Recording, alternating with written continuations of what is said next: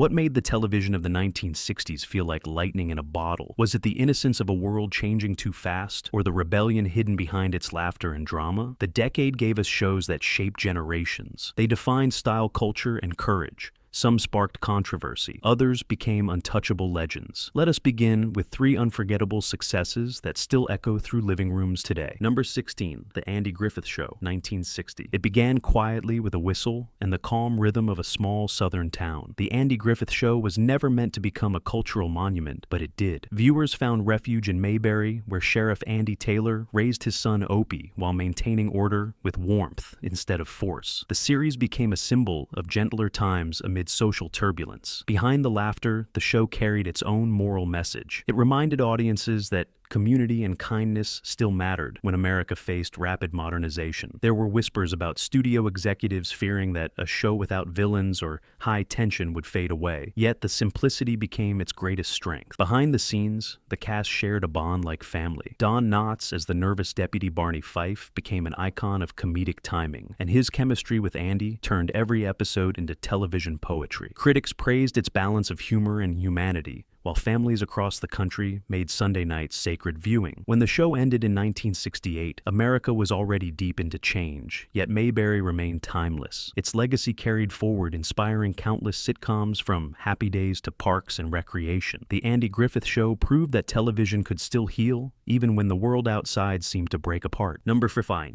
Bewitched, 1964. In a decade defined by science and protest, Bewitched brought magic right into suburban living rooms. Samantha Stevens, the charming witch who wanted nothing more than a normal life, cast a spell on television history. Viewers were instantly fascinated by a show that blended fantasy comedy and social commentary, all within the frame of domestic bliss. Elizabeth Montgomery's performance turned Samantha into an icon of quiet rebellion. Her twitch of the nose became legendary, yet beneath the lighthearted charm lay themes of identity, independence, and equality. Some critics at the time read it as a disguised feminist story, a woman trying to fit into a world that feared her power. Behind the camera, there was chaos. The switch between 2 actors playing Darren led to public confusion and studio tension, but audiences never stopped watching. The visual effects, though simple by modern standards, were groundbreaking, and the laughter never hid the clever metaphors for gender roles and societal expectations. Bewitched faced censorship for its portrayal of female autonomy, yet its success defied all warnings. It ran for 8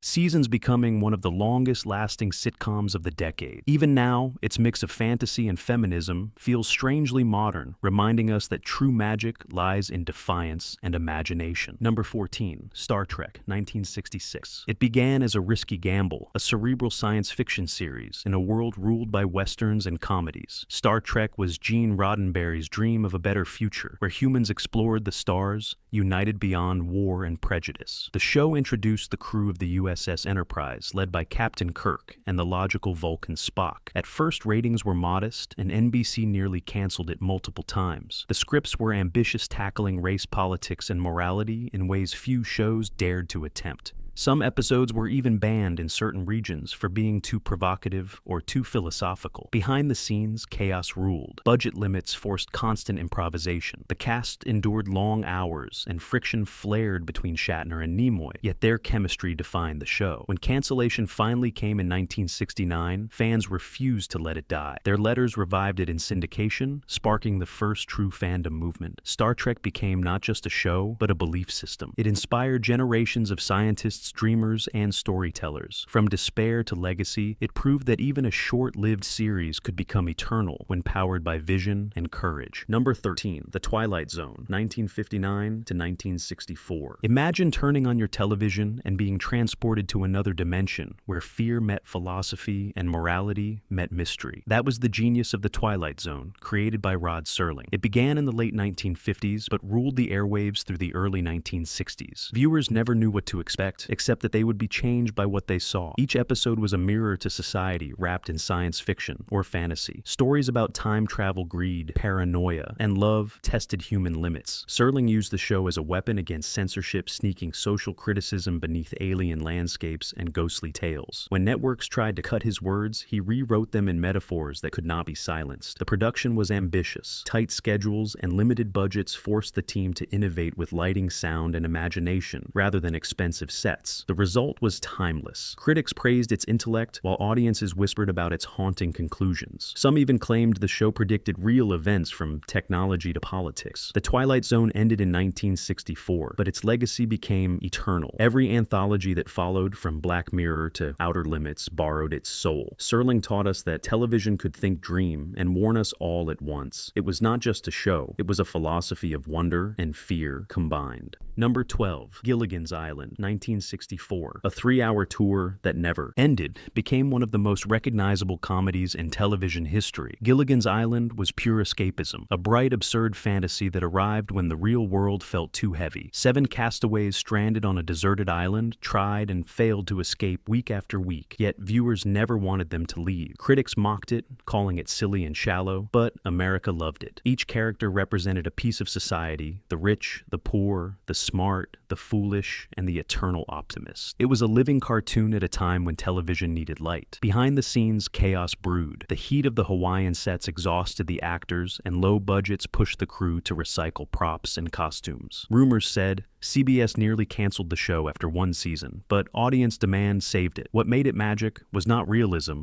but rhythm. Every episode followed a ritual that became comforting. When it finally ended in 1967, reruns kept it alive for decades. Children discovered it anew in syndication, and even today the theme song is instantly recognizable. Gilligan's Island proved that joy itself could be timeless, even when critics refused to see it as art. It showed that laughter was its own kind of survival. Number 11, The Dick Van Dyke Show, 1961. At a time when television marriages were perfect and conversations scripted, The Dick Van Dyke Show brought chaos, honesty, and wit. Starring Dick Van Dyke and Mary Tyler Moore, it became a beacon of modern humor. The show followed Rob Petrie, a comedy writer, juggling work and home life with a grace that felt human rather than ideal. It was both sophisticated and silly, mixing slapstick with sharp satire. The chemistry between Van Dyke and Moore was electric, turning domestic comedy into art. Yet behind that joy, there was risk. Studio heads doubted a show that focused on a writer's room instead of traditional family tropes. Some even thought Mary Tyler Moore was too independent for audiences to accept. Filmed in black and white, it captured mid-century life with realism that felt ahead of its time. Critics adored its intelligence. Writers called it the perfect blend of laughter and truth. When it ended in 1966, it left behind more than ratings. It created the modern sitcom blueprint that later inspired Seinfeld and The Office. The Dick Van Dyke Show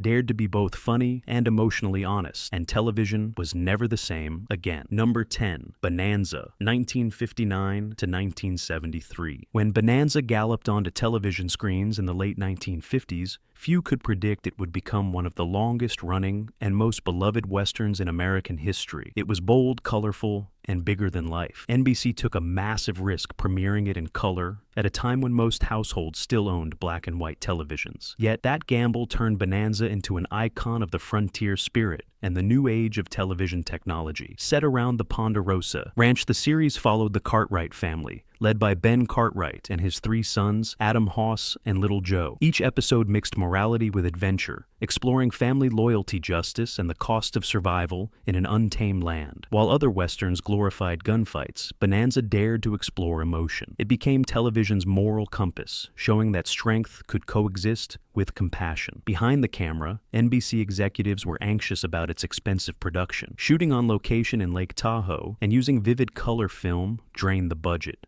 There were even whispers that the show might be canceled after its first season due to low ratings. But something changed when RCA, the parent company of NBC, used Bonanza to promote its new color TVs. Suddenly, families across America tuned in not just for the story, but for the dazzling spectacle of the Old West in living color. The cast became household names. Lorne Greene's deep voice symbolized integrity, while Michael Landon's Little Joe captured the hearts of younger viewers. The chemistry between the actors was genuine, and it reflected on screen. Behind the scenes, however, there were creative tensions about story direction and character focus. Yet those conflicts only pushed the writing to evolve. Bonanza endured social changes, civil rights debates, and generational shifts. Yet it remained relevant. Its legacy extended far beyond its run, influencing shows like Little House on the Prairie and The Waltons. Bonanza was not just entertainment, it was an American epic that taught loyalty, honor, and family above all else. Number 9, The Beverly Hillbillies, 19 1962. When the Beverly Hillbillies hit television screens, it struck gold both literally and metaphorically. The series told the tale of the Clampett family, a group of rural mountain folk who suddenly became millionaires after discovering oil on their land. Their move to Beverly Hills created one of the funniest cultural collisions in TV history. Viewers were hooked by the humor, but stayed for the warmth and heart beneath it all. Critics dismissed the show as slapstick nonsense, yet audiences loved it. The simple folk wisdom of Jed Clampett and the hilarious antics of Granny Jethro and Ellie Mae became national treasures. It broke every ratings record imaginable, dominating the Nielsen charts year after year. CBS realized that the American public craved lighthearted humor in the chaos of the changing 60s. Behind the laughter, though there was tension, some executives feared the show's portrayal of rural Americans might be seen as mocking rather than celebrating them. Creator Paul Henning fought to preserve its tone of dignity, wrapped in absurdity. The actors also battled stereotypes. Irene Ryan, who played Granny, worried she would forever be typecast, while Donna Douglas often struggled to be taken seriously beyond her role as Ellie Mae. Despite those challenges, the show's success was unstoppable. Its catchy theme song became a cultural anthem, and its comedic timing set the standard for situational humor. When the so-called rural purge of the early 70s ended, its run, many felt, the heart of CBS comedy was gone forever. Even today, the Beverly Hillbillies remains a symbol of innocent joy. It captured the fantasy of upward mobility and the irony of wealth without sophistication. Beneath the jokes, it whispered a simple truth that money could change where you lived, but not who you were. Number 8. Mission Impossible, 1966. In a decade obsessed with spies, secret wars, and shadowy politics, Mission Impossible emerged like a coded message from the future. It redefined television espionage, blending sleek storytelling with Cold War intrigue. Each episode opened with the iconic phrase, "Your mission, should you choose to accept it," followed by a self-destructing tape that became television legend. The show followed the Impossible Missions Force, a covert team led by the unflappable Jim Phelps. Their assignments were intricate psychological puzzles, often involving deception, impersonation, and technological wizardry. Unlike the action-heavy Bond films, Mission Impossible focused on intellect and precision. Every episode was a chess match with lives at stake. Production was intense. The scripts required military-level planning, and the editing rhythm became its signature. The actors, including Peter Graves and Barbara Bain, faced grueling schedules and high pressure to maintain realism. Each week brought challenges like building elaborate gadgets or pulling off complex camera illusions. The tension behind the camera matched the suspense on screen. Critics praised its intelligence and sophistication. Some, however, criticized its cold tone, claiming it lacked human warmth. Yet that very detachment mirrored the paranoia of its era, when trust was fragile and alliances uncertain. Governments quietly monitored its influence, worried about its portrayal of covert operations that felt too close to reality. When the series ended in 1973, its blueprint lived on in every spy thriller that followed. Its revival decades later, and eventual transformation into a blockbuster film franchise, proved how enduring its concept was. Mission Impossible was not just a spy show, it was a reflection of human cunning and fear at the height of global uncertainty. It taught viewers that truth itself could be a disguise,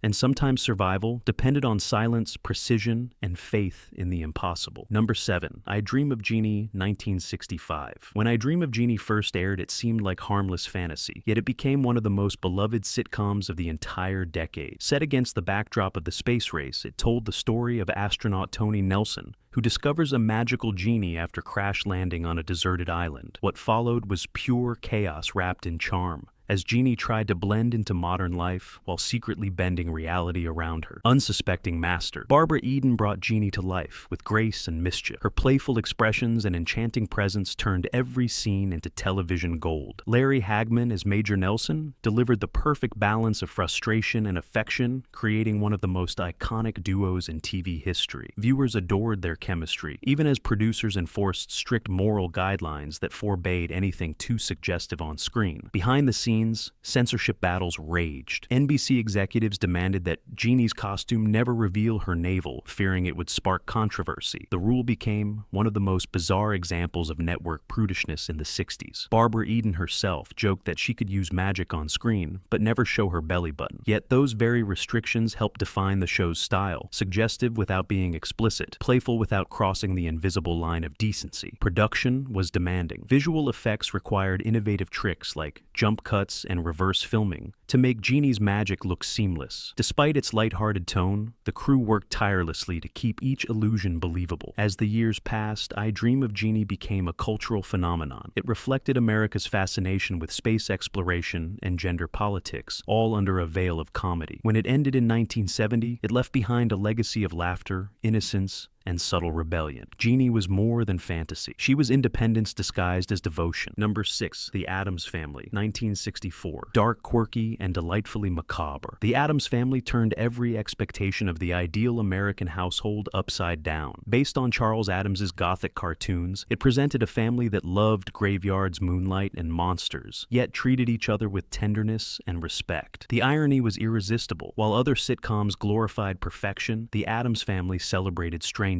At first, network executives doubted it would find an audience. They feared viewers would reject a show that made the creepy seem cozy. Instead, audiences fell in love with Gomez Morticia, Wednesday, and Uncle Fester. John Astin's eccentric performance and Carolyn Jones's mysterious elegance gave the show an otherworldly charm. Every episode balanced dark humor with heartfelt family values. Behind the camera, the production was an experiment in tone. The Gothic set designs were revolutionary, featuring cobwebbed chandeliers and shadowy halls. Each episode pushed against television's brightness, offering black humor in a world dominated by optimism. Some critics accused it of promoting morbid fascination, but fans saw something else: acceptance. There were moments of chaos, too. Network censors cut scenes deemed too grim, and advertisers hesitated to sponsor such a strange program. Yet it endured for 2 strong seasons and lived forever through syndication. Its theme song became instantly recognizable, a haunting melody punctuated by finger snaps that echoed across generations. The Addams Family taught viewers to laugh at their fears. It proved that different could be delightful and that love could thrive in any form. In a decade obsessed with conformity, this family of ghouls became television's warmest embrace. Number 5. Get Smart, 1965.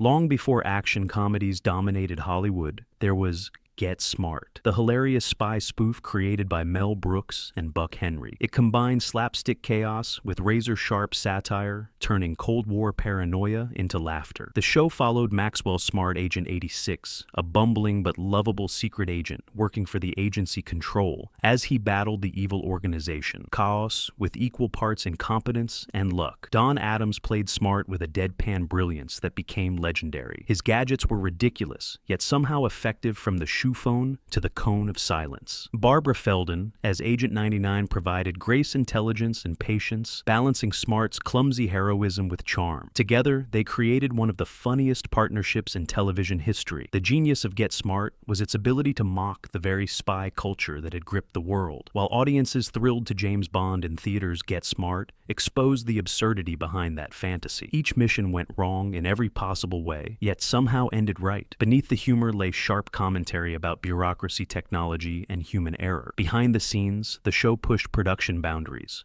Timing the physical gags required perfect precision, and Adams's delivery was so sharp that writers began crafting jokes around his cadence. Despite budget constraints, it maintained a cinematic flair with fast pacing and clever editing. Get Smart won multiple Emmy Awards, and critics hailed it as one of the smartest comedies ever made. Even after it ended in 1970, it lived on through films revivals and endless reruns. Its humor felt ageless because it spoke to a universal truth: that intelligence and foolishness often walked hand in hand. Get Smart taught viewers to laugh at authority and to find courage in imperfection. It made chaos a kind of art. Number 4. Batman, 1966. Few shows in television history exploded onto screens with the same power as Batman. Premiering at the height of the pop art era, this series transformed a comic book hero into a cultural phenomenon. Its bright colors, bold sound effects, and over-the-top villains captured the spirit of the 60s like lightning in a bottle. Adam West as Batman and Burt Ward as Robin delivered performances that were both serious and hilariously self-aware. Each episode was a carnival of camp, a perfect mix of action and absurdity. Words like pow, zap, and wham filled the screen as the dynamic duo battled a rogues gallery of villains that included the Joker, the Penguin, and Catwoman. Behind the campy exterior, however, Batman was a production marvel. The fast pacing and stylized editing were years ahead of their time. Producers designed each 2-part episode as a mini-event, ending the first half with a cliffhanger that left audiences breathless. Would Batman escape the trap, Tune in tomorrow, same bat time, same bat channel. The show's success was instant and overwhelming. Children adored it, while adults admired its hidden satire of consumer culture and media obsession. Yet, fame brought friction. Adam West struggled with typecasting, and the enormous popularity led to pressure from sponsors demanding endless merchandise. By its third season, the camp trend began to fade. Viewers wanted realism and darker stories. Despite its short run, Batman became eternal. It influenced generations of creators from comic writers to filmmakers. Its tone would later inspire ironic homages in shows like The Simpsons, and even in Tim Burton's Gothic film adaptations. Batman was not merely a superhero show. It was a mirror reflecting America's colorful contradictions. It showed that heroism could be both parody and passion, that laughter and justice could coexist. Number 3. The Munsters, 1964. In the shadow of the Addams Family, another Gothic gem rose to fame. The Munsters brought a lovable family of classic monsters into the heart of American suburbia and turned horror into hilarity. Herman Lilly Grandpa and Eddie Munster lived at 1313 Mockingbird Lane, surrounded by normal neighbors who never quite understood them. Fred Gwynne, as Herman Munster, delivered a performance that defined television warmth under layers of makeup and prosthetics. He looked terrifying, but spoke with the innocence of a child. Yvonne DiCarlo, as Lily, added grace and charm, while Al Lewis, as Grandpa, stole scenes with his manic energy and misfired potions. At first, executives feared the show would scare off viewers. Instead, it became a smash hit. Families across America tuned in to see monsters living ordinary lives, going to work, attending school, and worrying about mortgages. The humor came from contrast, showing that even creatures from nightmares could be kinder than their human counterparts. Behind the scenes, production was demanding. The makeup process took hours under hot studio lights. Fred Gwynne's costume was so heavy, he reportedly lost weight during each shoot. Yet the cast's chemistry made the work worthwhile. Censorship also loomed.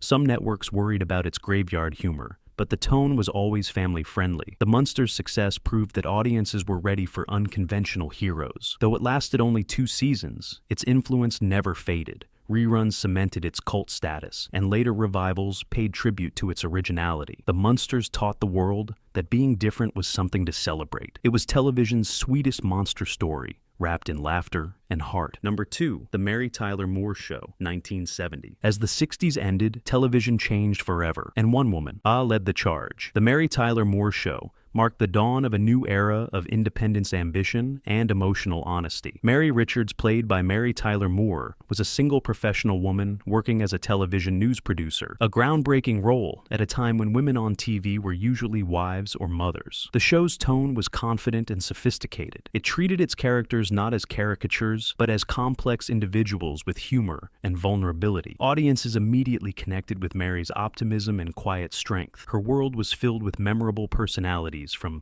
the gruff Lou Grant to the vain Ted Baxter, each serving as reflections of real workplace dynamics. Behind the scenes, producers James L. Brooks and Alan Burns battled skepticism. Executives feared that a single woman living alone would alienate viewers. Sponsors worried about controversy, but the risk paid off. The show became a massive hit, winning countless Emmy Awards and reshaping the sitcom format. Censorship had to bend around its realism. Topics like divorce and gender equality were handled with sensitivity, but directness unheard of in previous decades. It was not just a comedy, it was a revolution disguised as laughter. The legacy of The Mary Tyler Moore Show is immeasurable. It opened doors for women in entertainment, both on screen and off. Its theme song, inviting viewers to take a chance, inspired generations of dreamers. Mary's final hat toss in the snowy Minneapolis street became one of television's defining images, a symbol of freedom, self-worth, and courage. The Mary Tyler Moore Show proved that success was not just about ratings, but about changing minds and hearts. Number 1, The Lucy Show, 1962. When Lucille Ball returned to television after the legendary I Love, Lucy ended the world watched with equal parts excitement and doubt. Could lightning strike twice? The Lucy Show answered that question with a resounding yes. It was not just another sitcom. It was a statement that comedy itself could evolve with the times, and so could its queen. Lucille Ball portrayed Lucy Carmichael, a widowed mother navigating life, work, and friendship alongside her partner in chaos, Vivian Vance, as Vivian Bagley. Together they created television magic, once again balancing slapstick with sharp social insight. Unlike her earlier series, The Lucy Show focused on independence and resilience, showing Lucy not as a housewife, but as a working woman finding her place in a rapidly changing world. Behind the laughter